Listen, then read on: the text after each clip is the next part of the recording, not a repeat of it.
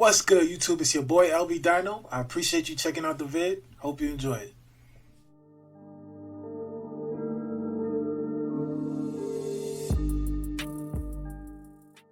Alright, let's get into it. Exposing latest Pentagon UFO cover-up, breaking points. My boy Saagar, let's get into it. All right, Saagar, what are we looking at? Well, it's been a while since I've done a monologue here on Breaking Points about UFOs. Some have mistaken that for We love them losing UFOs. interest, which is absolutely not the case. More, Monologues, I try to my jump boy. in until it's an area where I'm not just a casual observer, but I can actually add some real value. Something we know quite well on this show. How does the mainstream media? My boy Saagar, he be on the head tops with the UFOs. No games. I'm with you. Saagar and my boy Joe Rogan. These are my two UFO sources.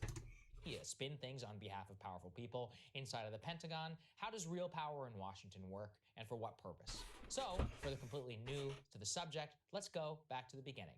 In 2017, the New York Times published an extraordinary story featuring 3 videos which purport to show objects observed by U.S. aircraft in the previous decade or so in a manner moving in such a manner that the laws of physics do not explain. Those objects were moving at extraordinary rates of speed with no visible means of propulsion. Since that time, an intense debate has erupted as to whether these videos are real and show either some error on the aircraft observational systems, mistaken views by the pilots, perhaps it's just... My thing is, what do they think that, like, the systems just keep having errors? If it's multiple times that this is happening, this is the thing I don't understand about people, the skeptics. Like, it's multiple times that this stuff happens and they catching it on radar. Like, come on, bro. Y'all thinking what, they faking it or something? Like, come on, bro. This shit is real, nigga. It's real. The mystery in general. I know it's real. An alien space object. Public pressure in 2017 built up as more and more pilots like Commander David Fravor and Ryan Graves came forward to describe their experiences in the air viewing these extraordinary objects, and more videos began to leak out from the Pentagon to journalists like Jeremy Corbell. Eventually, public pressure crested enough for Congress to require the Pentagon to deliver them the first report of its kind in June of 2021. And that report was actually shocking on multiple levels. The report was scant and only 9 pages, but if you read carefully, you found that the U.S. government had to admit that in at least 18 known instances, UFOs demonstrated advanced technology for which they ruled out conventional explanations or equipment. There's way more than that. We know it. To indicate that these objects were human technology. Only 18. At least at least, look what they said. Admitted in 18 known instances. But we know the facts, bro. It's way more than just 18 instances. That's the only ones that they're gonna sit there and admit to. But that's what, you know what I'm saying? We know the facts, though. They just gonna admit to those 18 right there. They say that a review of internal intelligence found that these objects were not part of a secret U.S. government program. Now pay attention to how I phrase that. Not a part of a secret U.S. government program, like they would tell us of a secret U.S. government program. That's some stupidness. Because at the time, despite having their hands forced by Congress to report to the public what was known about UFOs, the media and the Pentagon actually tried their best to spin that report. The Times, Washington Post, and CNN all said no evidence. Found no evidence of alien space technology. That's funny. They funny. didn't find any evidence that it wasn't either. And they didn't find any evidence or some secret spy program, of course. This result of one of the most pernicious relationships that exists in Washington. Journalists cozying up to power. I'm not even saying the media is biased against the UFO topic, any more so than on any other topic. More so, it's the Pentagon that has a very vested interest in not telling the public everything that they know about UFOs. Because they don't want to make niggas trip out. Power. So, when the Pentagon says jump, they say, how high? That's how you end up with that coverage. Lucky for us, some members of Congress were not fooled. After reams of video and observational evidence by credible pilots who have observed extraordinary phenomena, several members wrote a specific provision of the new defense bill, which actually requires the Pentagon to compile the following. Number 1, all reported UFOs-related events that occurred in a 1-year period. Number 2, all reported events that were not reported in the previous June 2021 report, and an analysis of data and intel through each reported event. They also require the Pentagon to identify any incidents that may indicate foreign technology and update Congress on what exactly the military is going to get up. They on their heads. That's what I'm talking about. Yeah. Now we gonna get some answers. Probably not, but It sounds good. to date data on any future events. In short, Congress is demanding a lot more. The deadline for that report actually is today. And they have What? until today to give it to them. Whether or not they even did remains an open question.